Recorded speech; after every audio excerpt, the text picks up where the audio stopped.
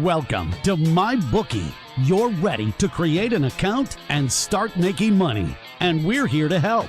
And remember, you can get a bonus of up to $1,000 on your first deposit. Now you're ready to bet. Just go to mybookie.ag, visit the sportsbook, click on your bet, and input the amount you want to risk or win in the bet slip. Yes, it's that easy. Just remember, at MyBookie, you play, you win, you get paid.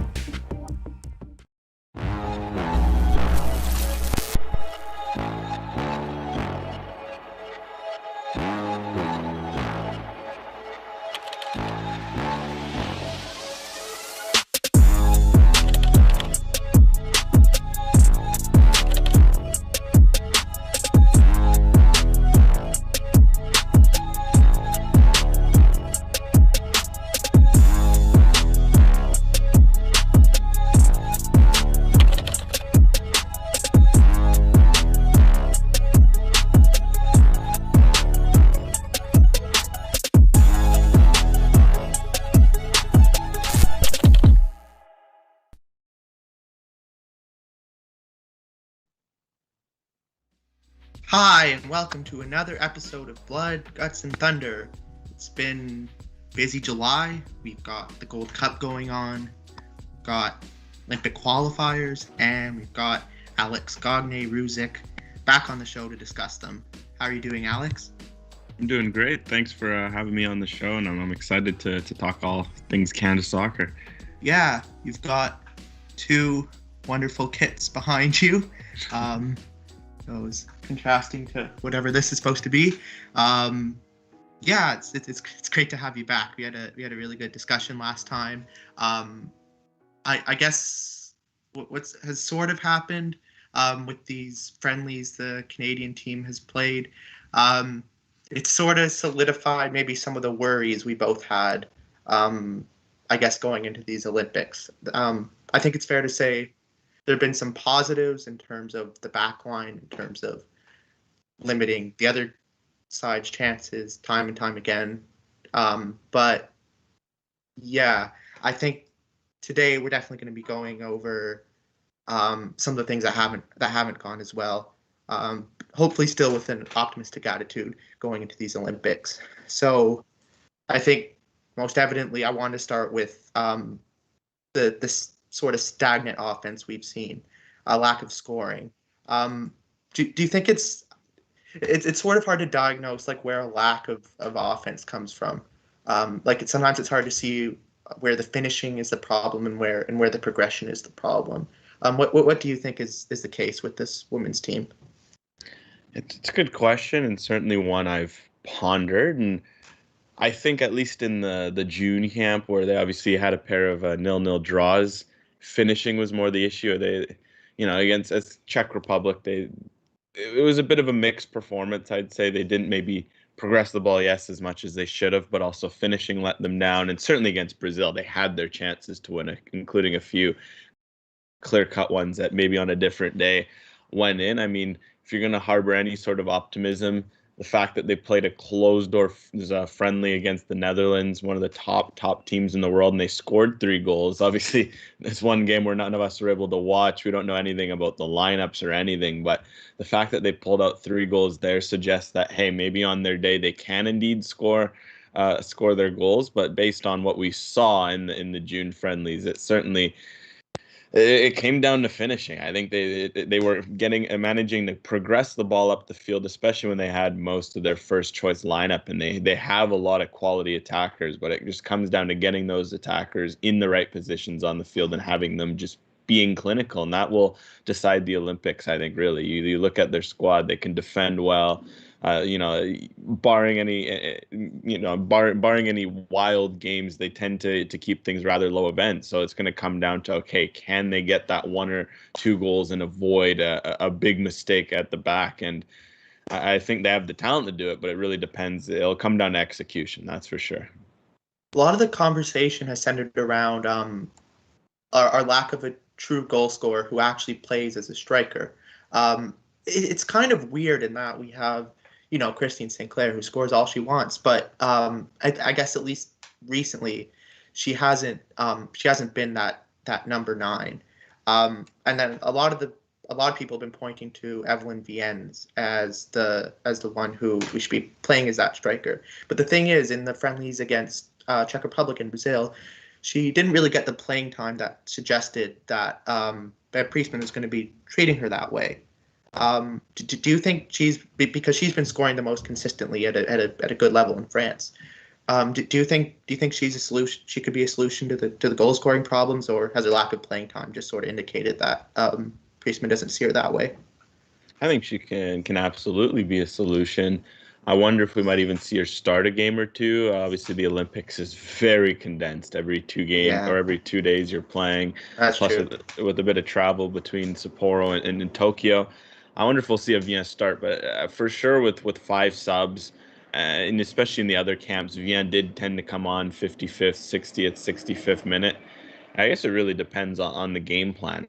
One of the more interesting notes from that Netherlands friendly that we were able to discern is that at one point Priestman did have 4 attackers on the field. So clearly she's been experimenting with different ways to get more goals out of the roster. So that bodes well for Viens, because I think, especially against the hard opponents, you're going to see a 4-3-3 where you start 3 in midfield, you keep that solidity. That's a no-doubter. But as if the game's 0-0, 60th minute, I think Viens is the absolute, the perfect player to bring on. A number 9, she likes to attack space. She likes to attack the defenders, get in behind. If Canada needs goals, no reason why Viens cannot be a solution with her profile. And I think she's shown that in games. I think of that Wales game where she came off the bench and scored a very nice goal, a poacher's goal, great run in behind, get on the end of a cross. Same against England as well. So I think maybe even if she doesn't start, I think there's certainly room for her to carve out a spot as a super sub, especially if Canada needs a goal late in the game.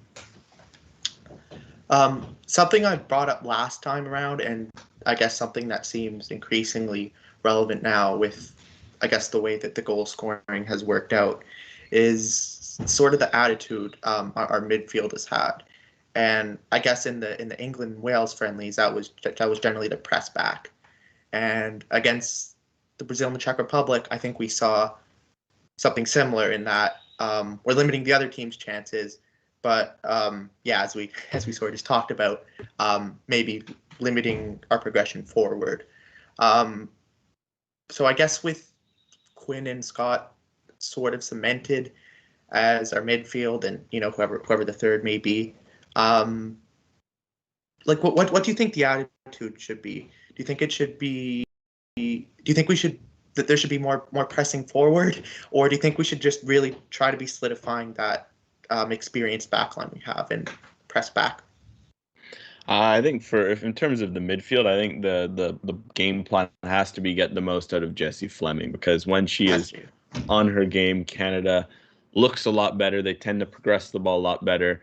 Have her kind of playing in a more of a free number 8, number 10 role, and I guess it will depend on the opposition. I think you got to go with Scott and Quinn as kind of the 2. Scott obviously sitting a little deeper, Quinn kind of supporting as a box-to-box number 8, and get the ball to Fleming in attacking areas. If she gets the ball at the edge of the area, Fleming can have she's shown to be pretty proficient at getting shots off, but also at just progressing the ball, making some good passes in behind. And I think that could be a way to unlock Canada, because I think defensively they've got a very good back 4. I think if you have at least one shielding and say a Scott or Scott and Quinn together against say a Japan or a Great Britain where there's a little more attacking talent, and say against Chile, you can get away with just one of them and add a 4th attacker onto the field. I think that should be enough defensive solidity to overcome some of these opponents. But for me, in pretty much every game, the onus has to be on unlocking Jessie Fleming, because I think,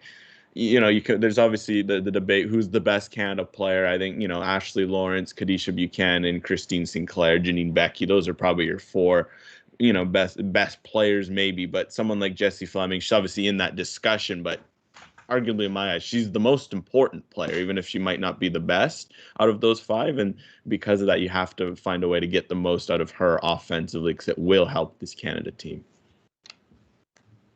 Yeah, I sort of saw her in that number 10 role, and I was actually just about to ask about her, and because she sort of had a maybe not the best start, the start she would have liked with Chelsea, and that sort of brings into the key players you just brought up, like what extent can we rely on Christine Sinclair as much as we have, because she's had these injury problems over the past year.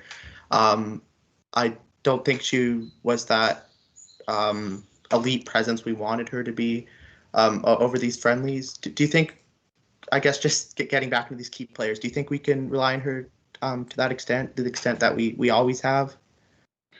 I think Canada can certainly rely on her to finish her chances, to get in good moments. But I guess for Canada, I guess one point is to not run her into the ground, obviously at this stage, especially early in the tournament.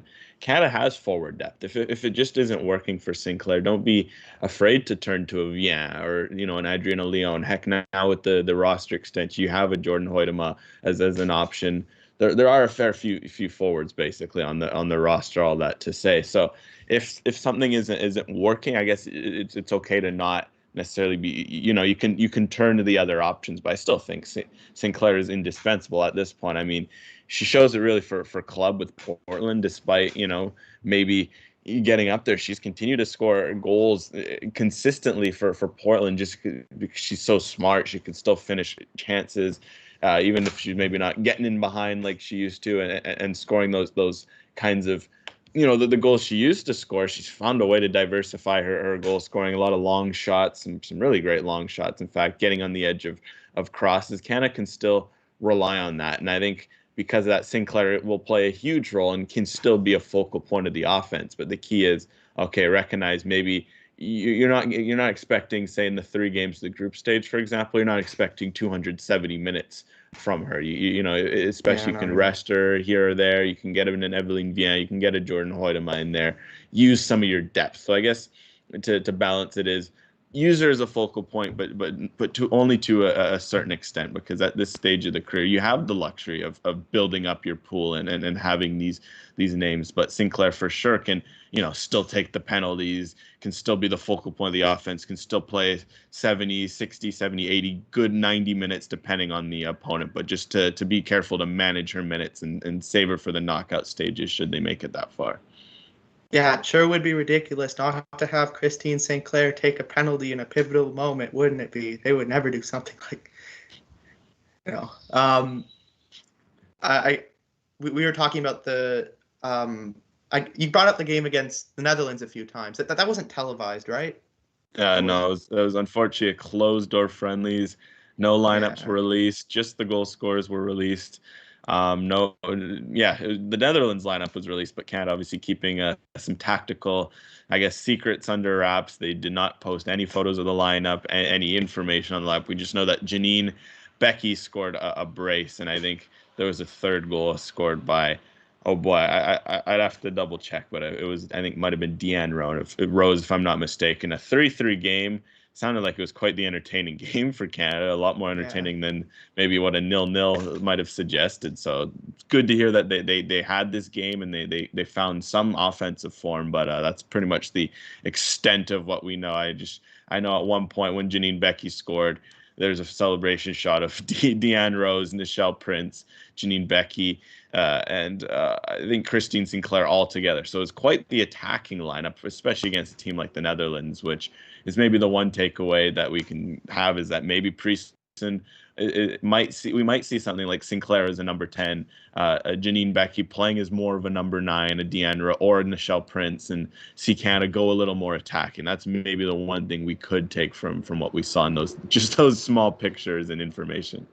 It didn't worry you a bit though that the defense wasn't. I mean, you said before, like, this is a defensive team. We're going to be relying on our back line to grind our way through this tournament. Does it worry you a bit that they let 3 goals in against Holland like that? I mean, I guess yes and no. I mean, it depends really the game state. It depends what the goals were, because I think Vivienne Miedema might have scored 1 or 2 of those, and obviously she's a very special talent. So she scores goals for fun. So I would like to know, was it a mistake? Was it her just being just that good?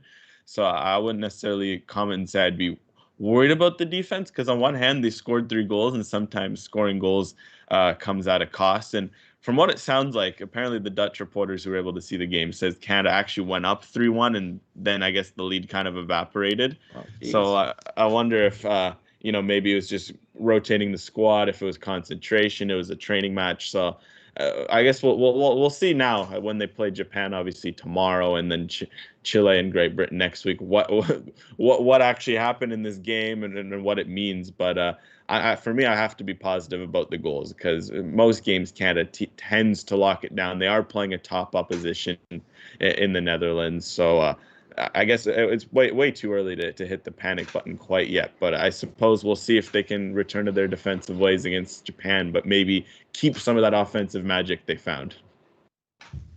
And I want to ask about the goalkeeping situation. So we have Sheridan and LeBay both starting regularly. McLeod, not to the same extent she used to. Who do you expect to start? Because we saw Sheridan and LeBay split games against Czech Republic and Brazil. Who do you expect to start at the Olympics? Oh boy, it's still a tough one that I haven't really settled on yet. I mean, Sheridan's game, she's been one of the best goalkeepers in NWSL, one of the best players in the NWSL with obviously now what's now known as Gotham, formerly Sky Blue, for a few years now. She definitely earned her shot for Canada, and then obviously the injury, Labbé came back in, and she was also outstanding, keeping a bunch of clean sheets. A little older, but she's still doing great things for Rosengard. Helped them on a good run in the Champions League and in the league last year. So I suppose by now maybe Priestman has found her number one and will run with her. But from my perspective, again with the short turnaround as well, I wouldn't mind seeing, say, a Sheridan in the opening game, for example, a Labbé in the second game, and then heading into that last game, you kind of figure out which of the two you want, and then you run with that one goalie for the rest of the way. So you're obviously not going to swap goalkeepers in the knockout round, but if I had to pick one today, personally, I might go with Sheridan, but I will not. If Labbé is starting against Japan, I won't sitting there thinking, oh, this is the end of the world. It's that close between them. It's really a bit of a trade-off with Sheridan. You're getting more of that shot stopping, more, she's quite athletic. She's good with the ball at her feet, but so is Labbé.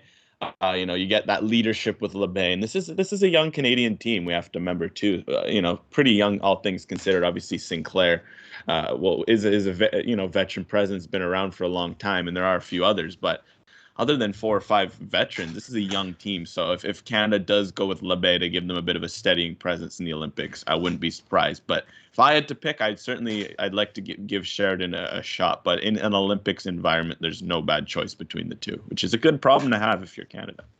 For sure, it's a position of good depth. I guess moving on to the opponents, just with the time we have left, not to discount Chile, but I think obviously it's fair to say the 2 big teams in this group stage are going to be Japan and Britain. Not to discount Chile, because they just tied Germany. That's interesting, but yeah, I want to focus on these 2 opponents. So, what types of teams should we be expecting in Japan and Britain? We obviously just saw a very similar English team to the one we're gonna be seeing at the Olympics, but can we pull it off again against them? Can we do it against Japan? What's it going to look like? Well, it's going to be tough, and I mean, I'll include Chile in there just because they offer an interesting matchup problem. But to start with Japan, I think what a staple of Japan is that they're going to be very technical. They're going to, they're going to want to hold on to the ball. They've got a lot of skill in their roster, and that Canada knows that. I think that 4-0, beating that Japan put on them at the end of 2019 in a they've friendly. won gold. They've won gold before too. Like it's not. Yeah, exactly. They've won they've won major trophies. This Japan team, even though they've kind of transitioned from their so-called golden generation. Obviously, some of those players still kicking around, but trying to transition. I'm expecting a lot of technicality from Japan, a very, a midfield battle. I think if you're Canada, for example, you load up in the midfield and you try to, avoid getting played through like that and get some, maybe you sacrifice a bit of possession. You try to get some speed on the counter. Chile is an interesting one because they're a very solid team. Goals might be an issue for Chile, but defensively, helps that they have one of the best goalkeepers, if not the best goalkeeper in the world, in Christine Endler, which gives them a fighting chance. And it can certainly be a trap game if you're Canada.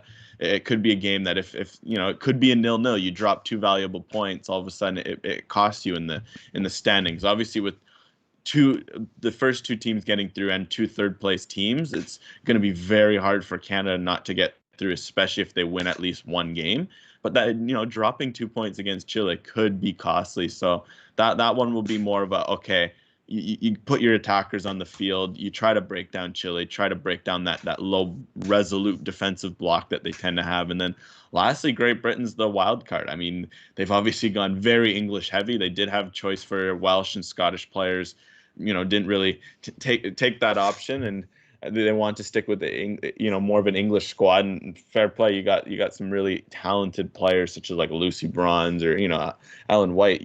There's a lot of offensive threat there from England. So if you're Canada, you have to be very wary of that. But also, I mean, they showed defensively when Canada played them that there are some fragilities there to expose. And I guess it really will depend what position is Canada in heading in that last game. Do they have 6 points out of 6? Are they in a position to top the group and set themselves up for the knockout stages, or are they going to be fighting tooth and nail? Maybe they dropped some points at the beginning and they need a win. So the beautiful thing of playing Great Britain last is while they'll have played together and they'll be more comfortable, Canada will also have had a chance to scout them. They're not playing them completely blind, as say as a Chile might be in the first game, where you have no idea what to really expect from this Great Britain side. Which, to be fair, their squad is mostly English, their coach is English. They're going to play like England, but it's always a factor to consider. So I think it's going to be 3 very different games for Canada. They're going to have to be ready for all of them, be able to adjust for all of them. So I'm expecting good battles in each, but Canada will have to adjust accordingly. But hey, there's no reason why they can't get 9 points out of 9, but they have to be at the best of their game, especially in that opener against Japan. I wonder that at home, Japan has the advantage. That for me is going to be the toughest game of the group. Yeah, I guess even without attendance, that's going to be a factor. I guess super broad question, the one I asked you last time. Like how far do you think this team can get? How do you think we're going to do? Just really broadly. I guess it's a tough question because it comes down to how you start and what kind of bracket you get. Because obviously Canada, unless something completely unforeseen, they wouldn't. The worst case scenario is they'd play the U.S. in the semifinals. Because you obviously want to avoid teams like the U.S. or the Netherlands or some even a Brazil who's given Canada all sorts of problems. So in terms of on paper, there's no reason why Canada can at least be a finalist and compete with the likes of Brazil, Netherlands to try to, because obviously the U.S. right now, whether they're the favorites, and I think that's a fine designation to have. They have the targets on their backs, winning, having won the World Cup back-to-back years. Obviously, they didn't do so well in 2016 at the Olympics, but they're still the team to beat. But no reason after that. It's wide open for that second place. I certainly think Canada podium is a realistic goal to have. A final would be a nice goal. I'm expecting them to make the semifinals. I think they get out of their group, they win that quarterfinal match, and then from there, how do they end up doing in the semifinals? I suppose I can be optimistic. If I had to make a prediction, I'll say they pick up a silver medal. It is quite positive prediction for a new coach, but a roster. But they have the talent to do so. But I think if I'm going to be about as realistic as I can be, I think semifinal is certainly somewhere I think they can confidently reach, and then from there it'll be up to who they play and how they play in those big games. But I'll say semifinals is my I guess my prediction, so to speak. Thanks for coming on, Alex. Really appreciate it. Thanks for having me, Keiran. Appreciate it.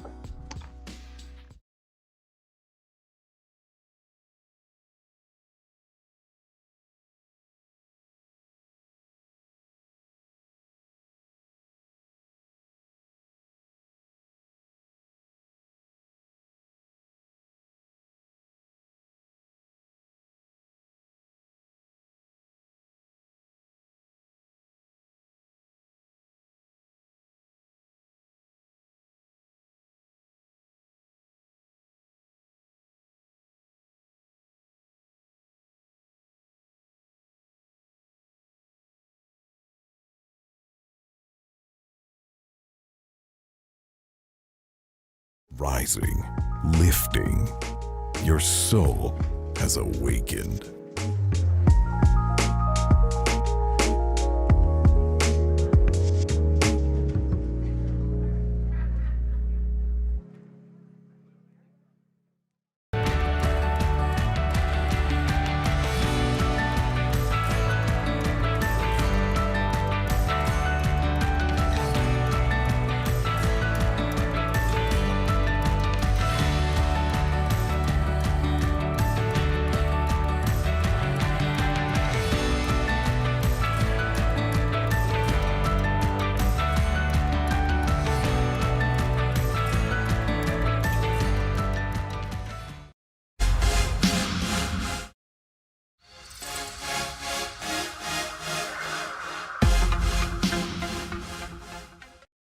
Welcome to MyBookie. You're ready to create an account and start making money, and we're here to help.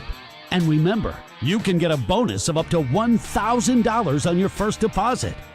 Now you're ready to bet. Just go to mybookie.ag, visit the sportsbook, click on your bet, and input the amount you want to risk or win in the bet slip. Yes, it's that easy. Just remember, at MyBookie, you play, you win, you get paid.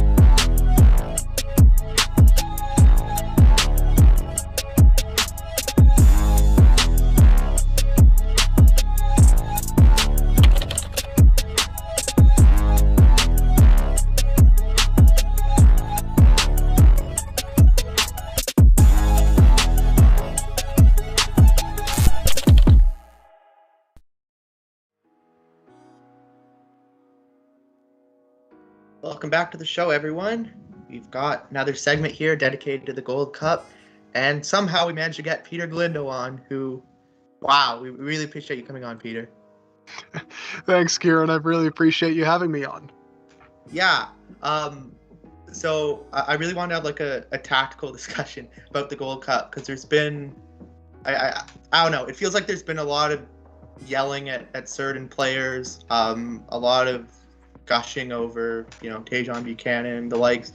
But yeah, I just thought it'd be interesting to get like deeper into how this Canadian team has looked, and how we might look going forward. So I want to start off with this is a while ago now. seems like a year ago. But of course, there's a 23-man squad selection originally for the Gold Cup. Do you think it was good or bad? Like, what changes would you have made if you were the coach? Well, I can understand why they would have called up most of their strongest squad, right? Because this is the first time before the Ocho, at least, they're going to be playing against marquee opponents. And you want to have a bit of a test run to see how it looks, try out some tactics, try out certain players as well before you actually play those games of significance in qualifying. So I can understand why they would do it, but the obvious risk is, okay, what happens if guys get hurt or they are just overly fatigued, or, I guess in the case now of Keiran, both things happen where you kind of get injured because you have been run into the ground so much after a grueling season. So it's a bit of a risk reward type situation. I probably would have gone maybe a little more heavy on the MLS players, maybe leave most of the European guys at home, because I feel like certainly at this point, most of your A-list guys are going to have tactical familiarity and chemistry with each other. So there really isn't as much risk bringing in some of the fringe guys, even if you want to bring in some of the fringe European players as well, and try them out, see how they fit in the 3-5-2 or the 4-4-2, whatever they happen to use. So from my angle, that's how I would have gone with it. But because I guess they're trying out the 3-5-2 as their primary formation of choice, then I can understand why Herman would want basically everybody there just to get more comfortable with it, especially against the US's and the Costa Ricas or whoever they happen to face. Even in terms of like logical decisions, and in terms of like who you want to maximize your chances, my biggest gripe was like calling Liam Fraser and Harry Payton ahead of Baldissimo, because I'm really terrified of losing him to the Philippines now. Yeah, I really hope that doesn't happen. Yeah, I guess moving on to the tactical discussion. I wanted to talk about the back three. My hot take, I guess, on Twitter before this tournament started was that the only thing the back three really does is it puts Davies in a wing back position. So that way he's not too far back as the left back, and we don't have to risk playing against a low block when he's a winger. For me, like the back three by itself, that doesn't solidify a defense because your flanks are more exposed. Whatever advantage you get out of having a third center back, you lose it when your flanks are exposed and you're not playing like an ultra defensive wing back. Like, do you see it that way? Do you still think there's a good reason to play a back three when you don't have Alphonso Davies here?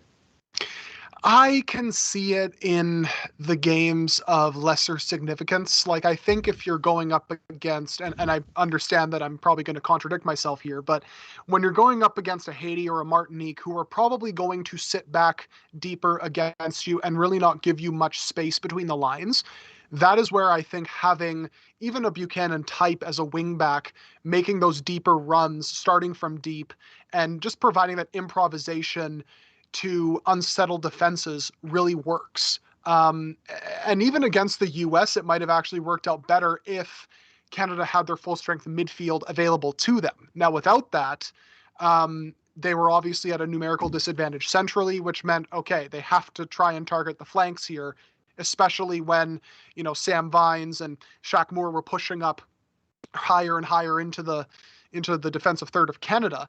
But this is where you feel like, all right, would a 4-4-2 have worked out better from the start, especially because then you could have gotten Buchanan even further forward when the U.S. sit back or what have you. I personally believe a 3-5-2 against the stronger teams in the region will have some issues just because, all right, they have the quality to be able to exploit you on the break.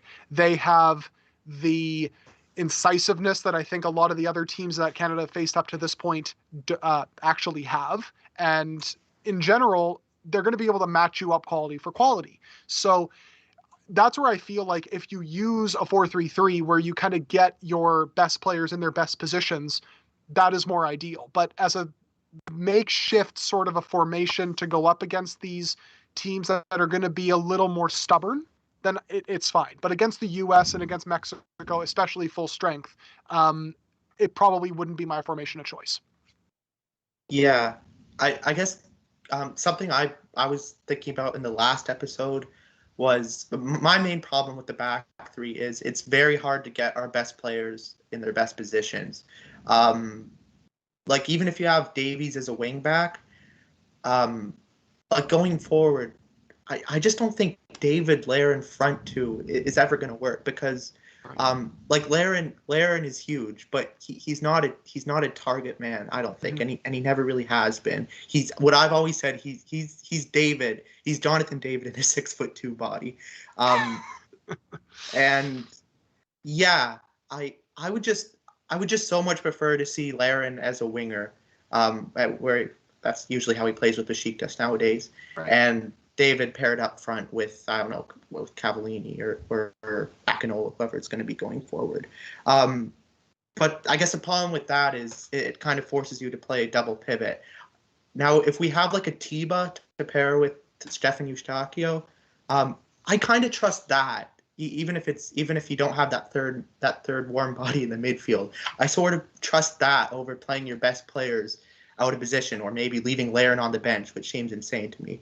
Do you think that's a legitimate criticism of like a different formation that we'd be forced to use this double pivot, or do you think that's preferable to what I just said, to playing your best guys out of position or leaving one on the bench?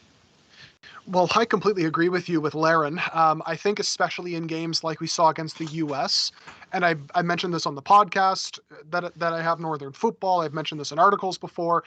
Larin in games where he's playing as an out-and-out number 9 or in a strike partnership, and he's going up against those deep, stubborn defenses like we saw the U.S. deploy after the 25th or 30th minute, that is where he's going to be less effective because, as you say, he's really not a target man. He's not a very physical guy. He's not a very aggressive striker, right? So when he isn't given that ability to shadow into the box or to kind of drift in undetected from the defense as an inside forward, that's where he kind of struggles. Now, had Canada actually tried to play a little more direct against the U.S., make runs in behind, hit early crosses into the back post, then I feel Larin as an inside forward would have been especially threatening. But in general, he has to play as an inside forward in games like this. In a front two against Haiti or Suriname or opponents of that caliber, it's fine because he has the individual quality to be able to win most duels, whether it's on the ball or off of it. So that is fine. But in terms of the midfield, I feel like if you're going to play with a back four, especially with the fullback options Canada has, now you can maybe mask this by playing the more defensive Johnston at right back and then utilizing a more attack-minded left back or vice versa. But the benefit to having 3 in the midfield is the outside midfielders, away from the center pivot, whether that's Eustáquio or whoever, can help protect the flanks whenever the fullbacks get forward. So that would be the main proponent for having 3 in the midfield. But as a pivot, if you're going to go with a pivot, you do need to have someone in that Eustáquio Hutchinson or Eustáquio K or someone in that mold who can, play through pressure, who can cover a lot of ground, who are going to be composed under pressure. That way you can kind of mask it and then just hope that whoever's on the wings can help protect the fullbacks, really. So that's how I would see it. And I guess just to hammer in a bit more down on that, like, do you think Steph and Atiba have that ability to play in a double pivot against the U.S. and the American, the Mexican, the Jamaican A teams of CONCACAF? I think if you look at them individually, yes, they do. The one issue I would say that both of those teams would present is the numerical advantage that Mexico and the U.S. would have, right? And as dynamic and active as Eustáquio and Hutchinson are, even at 38 years of age, I still have to remind myself that every single time. As dynamic as they are, it's fair to say that they would get a little bit overrun just because they're going 3 against 2. And this is where the 3 at the back does kind of help you with the 3 in the center, because then you always have superiority centrally. Or even just having 3 in the midfield in a 4-3-3 would be fine. But yeah, that's how I would probably see it, just because, at some point, unless you have maybe Hoylett in a free role, or you have one of the wingers maybe coming in, like a Laren, for example, coming in to kind of help support them a little bit, then I could see it working. But just the two in isolation against Mexico and the U.S., I could see them having a couple. I'm glad we're all appreciating Stephanie Eustáquio now, because he's been like my favorite player on this team for a long time. But yeah, like he's good at going one-on-one with like bigger, stronger guys when he has the time, but he's not the fastest. I think that's his one flaw. I want to move on to like a game by game sort of thing now. So looking at the Martinique and Haiti games, something I noticed was that and something we didn't even do to the same extent against the US, we were quite reliant on long balls up the wings, these through balls up the wings. And like in the first game, Buchanan has the smarts and he has the speed and the ability to maneuver his way around players to get to the ball before others, to cut his way to the inside. But against Haiti, it looked like they sort of saw that coming.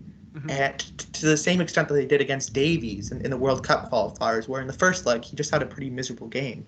Like, do you think that's a problem going forward, that maybe we're a little too reliant on these sneaky little plays up the wings, or do you think we should be focusing more up the middle, or do you think that's something we can keep doing? Well, yeah, balance is important, right?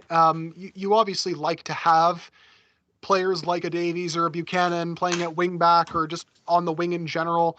But you can't be too one-dimensional, right? Because then, as you say, as we saw against Haiti, then they can game plan against that. And then if you don't have the line breakers, the ball progressors in the midfield, or just in general, even on the right side, someone who can maybe drive down that side as well, then it obviously becomes easier to shut down that one route of attack, right? And that's obvious.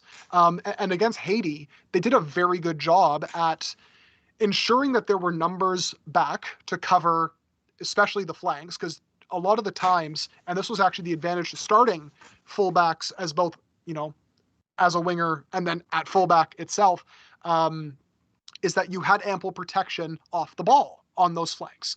And you saw Buchanan really couldn't get going until Haiti started to tire out because of their lack of bench options and whatnot. And even centrally, there were really no spaces between the lines at all to play through. And I mean, Canada were also not doing themselves any favors by not putting someone in between those lines to kind of, unsettle the midfield or the defense. But certainly you want to have balance. And that really is the key. And that's why, as we then saw against the US, why Eustáquio suspension, why Kei on a yellow and probably not wanting to risk him, rightly, and I understand that, really did come back to haunt them a little bit centrally, as good as Fraser and Piet ended up playing after the half an hour mark. I assume you've already went over all this on your own podcast, but obviously the thing that just happened was the US game. And for me, like a lot of that game outside of the first 20 minutes went like exactly the plan. Like if a lot of like if I could have charted out what that game should look like ideally beforehand, it would have looked a lot like that. Like overall, what do you think went right? Because maybe I'm too optimistic. Do you think do you think that was a positive performance we saw against the US despite the loss, or just in general, what could we improve? What went wrong? What do you think about it? I think it depends if you're glass half empty or glass half full, right? And I feel like the majority of Canadians are always glass half empty, like, oh, this is what went wrong, and like we're screwed, and da-da-da-da-da, right? There were definitely good things that happened in that game. The first 20-25 minutes were disastrous. I mean, the US were winning every 50-50, winning every second ball. They were killing Canada on the flanks. And really a Richie Lai brain fart is what made the difference, right? And it's those moments where Canada, you feel still lack a little bit, right? The ability to pounce in games like all the credit in the world for being able to adjust at the water break in the first half, switching to a 4-4-2, getting Buchanan further forward, and then having Fraser and Piet kind of clean up the mess, press high, recover possession, and then just quickly get it to one of those forward players.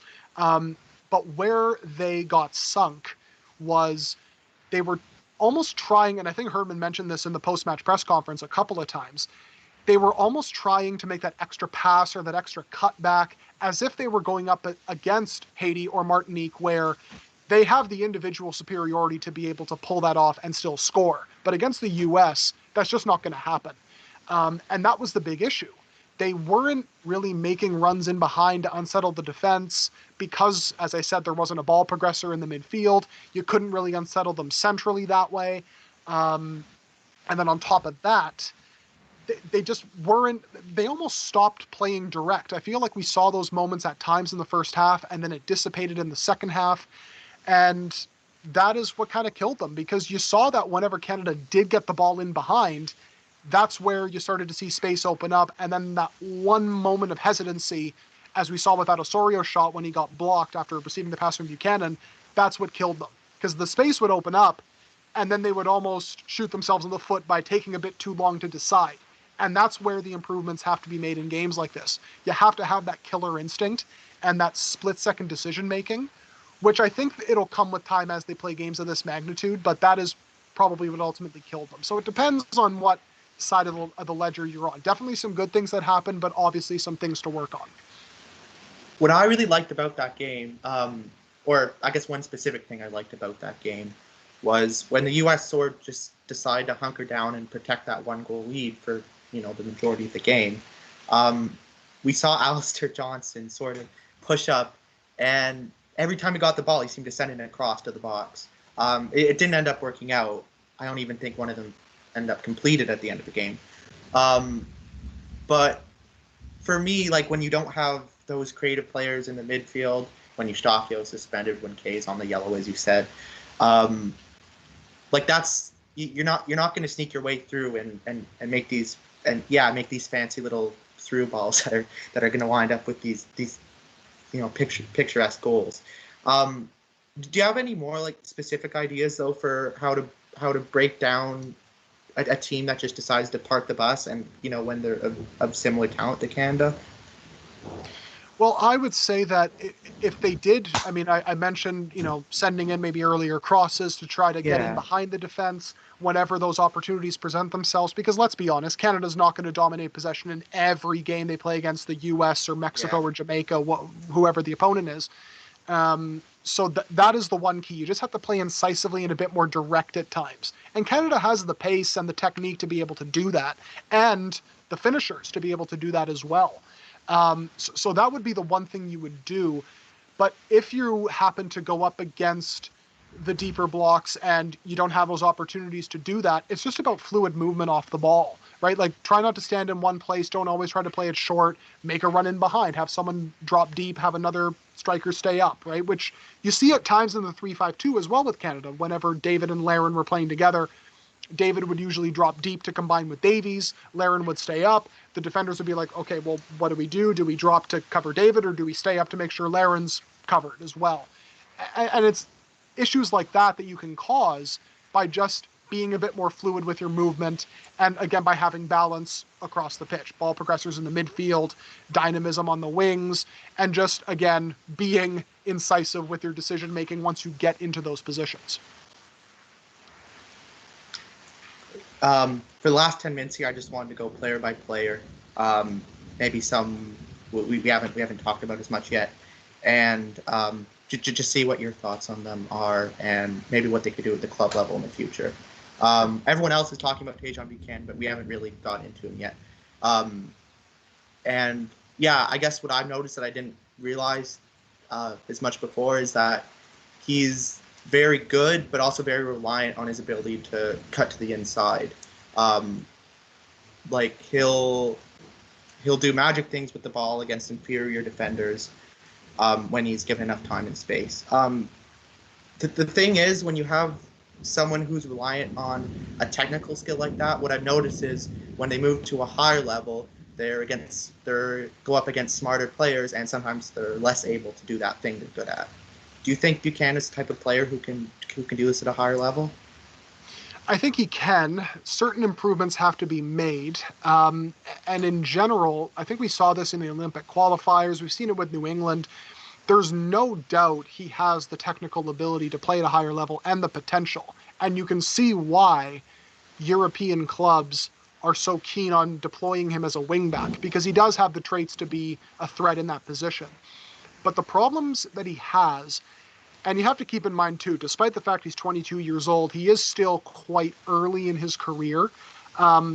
He still has to work, I think, a little bit on his first touch, especially receiving the ball on the run. That's something that kind of lands him in trouble. He'll trip over the ball, or maybe he doesn't quite get it in front of him in time, and then a defender comes in and makes the intervention. The other thing too is I think there are times where when he is in positions in and around the box on the dribble, you can see the gears turning in his head, almost thinking, all right, do I pass? Do I shoot? Do I try and beat the defender one-on-one? What do I do? And I feel when he takes a little bit too long, he lands in trouble. And when you go to a higher level, as you said, Keiran, defenders are going to be more in tune with that. And they're going to, all right, he's taking his time. I'm just going to come in here and take the ball away, right? So it's those things that he needs to fix to adjust to the higher level. Perhaps playing at that higher level could maybe extract that out of him quicker, because a lot of times players are thrown into the deep end and then they sink or swim. And then maybe Buchanan can be one of those guys who ends up swimming. We already went over Eustachio a bit when we were discussing the midfield, so I'm going to move on to Max Crépeau, who I don't think has got enough attention for how genuinely good he's been in this tournament. I'm like a lot more comfortable with Borjan than I think a lot of people are now, because I don't think you should judge a player based on like a gaffe he makes once every 2 or 3 games. But yeah, like I definitely feel, I don't know, I've started to feel more comfortable with Crépeau in net, because like he just doesn't make those same mistakes that Borjan does. And maybe it's something I underestimated going in. I like Borjan's distribution. I think it's underrated, but yeah, Crépeau hasn't made like any Pantemis or Borjan like gaffes in this tournament. Do you think he's back in the number 1 conversation after this tournament, or do you think Borjan has that pretty solidified? I still think Borjan has it solidified. I know Yeah. Herdman really values his quote-unquote leaders, and Borjan is among them. So I think no matter how many mistakes he makes, unless it's like really, really egregious, Borjan will still be the number 1. But the fact you have such a reliable number 2 in Crépeau, who is a very good distributor, obviously a very good shot stopper, as I think you have to be as a goalkeeper. He's comfortable claiming crosses. He makes the right decisions almost every single time. That is valuable to have. But I do think that Borjan is the number 1 for the foreseeable future, until he probably announces his international retirement, to be honest, which probably will be a few years away. Just because of the fact that Herdman does value his leadership group. And until Borjan leaves, I feel like Crépeau will just have to settle for the odd game where Borjan just isn't available. And then maybe a few more negative experiences we've had at the Gold Cup. So we've had Marc-Anthony Kaye, who everyone is very angry at right now. And I guess what I've said about him is he's a very good passer who plays like he's an elite one. Like he's very ambitious. He loves making high risk, high reward balls forward that often get intercepted. And when it succeeds, when one of these low percentage balls gets through, like he looks brilliant. He looks like an incredible midfielder. But when it doesn't, and then when it doesn't repeatedly all game long, like everyone just despises him. Do you still think he's a box-to-box threat? Do you still think he has a place in this midfield? Oh, absolutely. I think he's almost indispensable. I would still say that it's probably situational, but the fact that I'm personally biased towards players who always try to progress the ball, because yes, if you try to progress the ball, you have a higher chance of turning it over. It's just going to happen, right? And when you're playing in those advanced positions and you're going up against more defenders, it's going to happen. And you need players like Kei to be able to break lines and to be able to give you something and to make defenders think, okay, I got to be aware of the runner in behind as well as to the side of me. So for me, he is still a very valuable member of that midfield. Yes, it is frustrating when the ball gets turned over. And the fact he plays in a system at LAFC where it's very fast-paced and fluid and high tempo and almost chaotic at times is certainly evident when he plays for Canada. But the key is, when those turnovers happen, you just have to try and recover the ball quickly, and if you don't, retreat super quickly to make sure that a team doesn't capitalize on it. And to this point, certainly at least when he's playing higher up the pitch, because we saw that error against Martinique came back to haunt him, when he's playing higher up the pitch, it isn't as much of a problem yet. But I can certainly see why some fans are a little bit disgruntled with the fact that he does maybe cough up possession a little bit too much or always go for the killer pass. But there is a lot of value in that. Peter, that's all we have time for today. Thanks for coming on. Thank you very much, Keiran. Appreciate it.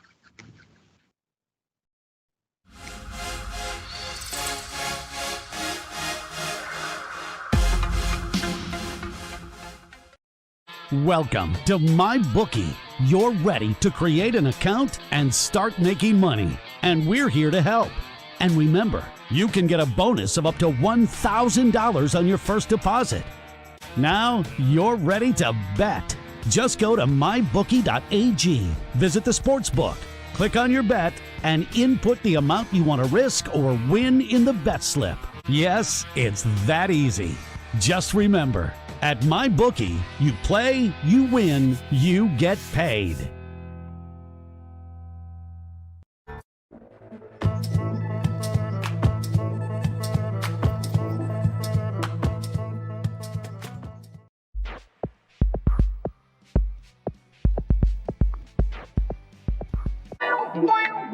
Wow.